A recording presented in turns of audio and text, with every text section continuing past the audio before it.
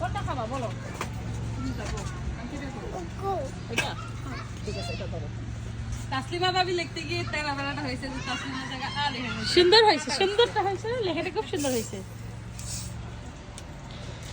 এর জন্য তোমাকে থ্যাংক ইউ। এখানে সবগুলো যদি বসে না খাবারের সাথে না এক একজন এক এক জায়গায় আড্ডা দেখি একটু আমরা। এই পেপারটা সরাও, এই যে পেপারটা একটু সরাও এদিকে। হ্যাঁ এই জায়গা বসে আমরা একটু সবাই উঠলো।